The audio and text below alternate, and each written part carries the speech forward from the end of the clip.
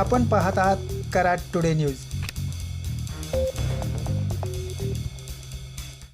स्वर्गीय विलासराव पाटील उंडाळकर यांचे चिरंजीव व काँग्रेसचे प्रदेश सरचिटणीस रयत कारखान्याचे चेअरमन ॲडव्होकेट उदयसिंह पाटील उंडाळकर यांनी आज राष्ट्रवादी काँग्रेस पक्षाचे अध्यक्ष व राज्याचे उपमुख्यमंत्री अजित पवार यांच्या उपस्थितीत राष्ट्रवादी काँग्रेस पक्षात जाहीर प्रवेश केला।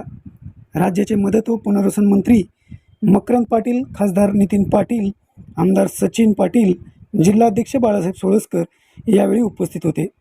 उदयसिंह पाटील यांच्यासह त्यांच्या नेतृत्वाखाली असलेल्या विविध संस्थेचे चेअरमन व संचालकांनीही यावेळी राष्ट्रवादी काँग्रेस पक्षात जाहीर प्रवेश केला।